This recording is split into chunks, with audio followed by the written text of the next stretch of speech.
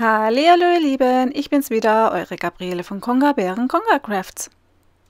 Der Matratzenstich, Leiterstich oder wie von mir genannt Zaubernaht wird verwendet, um zwei Teile von außen miteinander zu verbinden, um Öffnungen nach dem Wenden oder nach dem Stopfen von außen zu schließen, ohne dass man sieht, dass die Naht von außen verschlossen wurde, quasi wie wenn man von innen genäht hätte.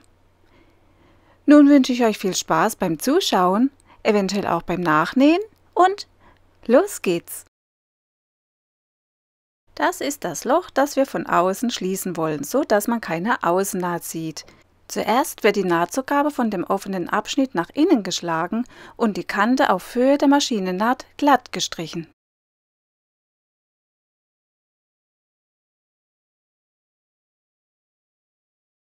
Ich benutze wieder einen schwarzen Faden, damit ihr es besser seht.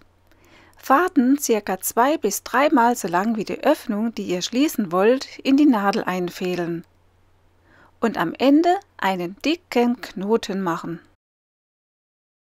Ihr solltet natürlich einen farblich passenden Faden zu eurem Stoff verwenden.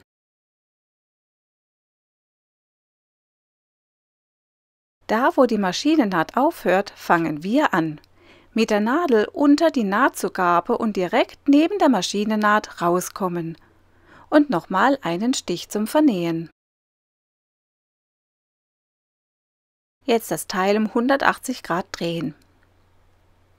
Denn wir nähen von rechts nach links. Damit die Öffnung sich beim Nähen nicht verzieht, mit einer oder mehreren Nadeln zusammenhalten.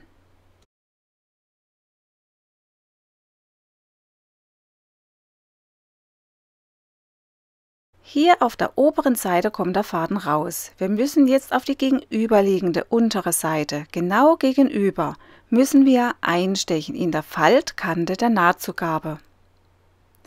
Und gleich danach ca. 2 mm nebendran wieder ausstechen. Wieder auf die obere Seite gegenüber. Den Faden lege ich mir als Anhaltspunkt immer gerade hin, damit ich weiß, an welcher Stelle ich einstechen muss. Auch hier gleich wieder 2 mm nebenan ausstechen.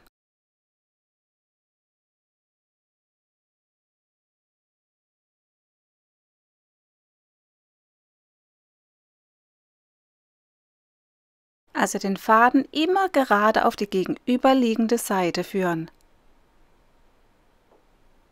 Wieder nach unten. Einstechen, 2 mm nebendran rauskommen,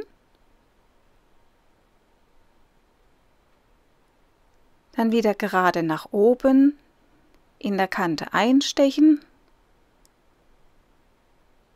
und so weiter. Je kleiner ihr den Stich macht, umso fester und schöner wird eure Naht.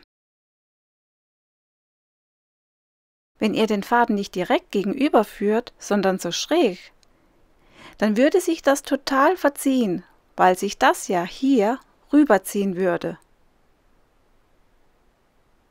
Also deshalb gerade nach unten, einstechen, ausstechen, gerade nach oben und so weiter.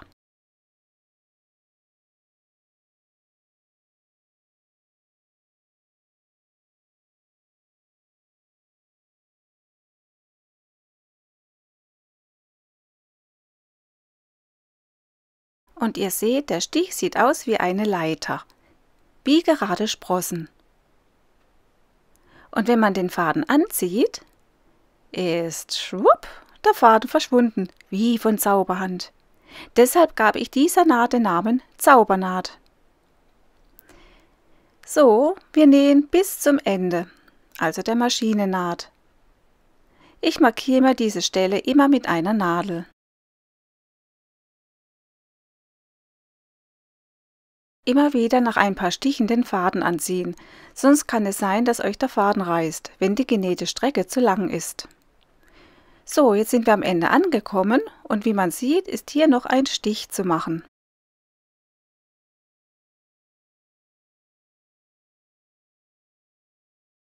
Gerade runter, einstechen und bei der Maschinennaht wieder rauskommen.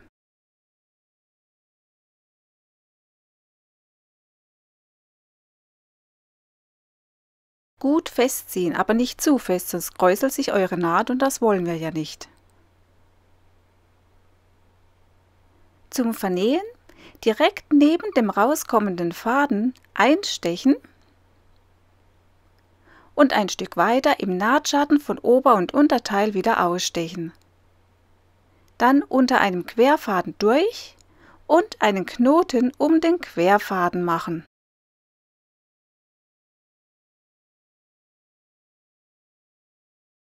Rumdrehen und wieder Richtung zurück. Direkt neben dem rauskommenden Faden im Nahtschatten einstechen und ein Stück weiter wieder rauskommen.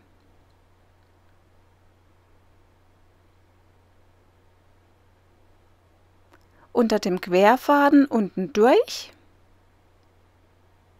und einen oder einen doppelten Knoten machen.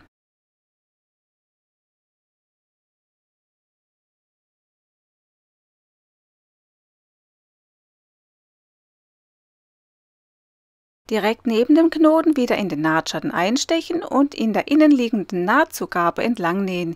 Ihr merkt das am leichten Widerstand. Noch zweimal wiederholen und Faden abschneiden. Trotz schwarzen Fadens sieht man die Naht kaum. Ist das nicht irre?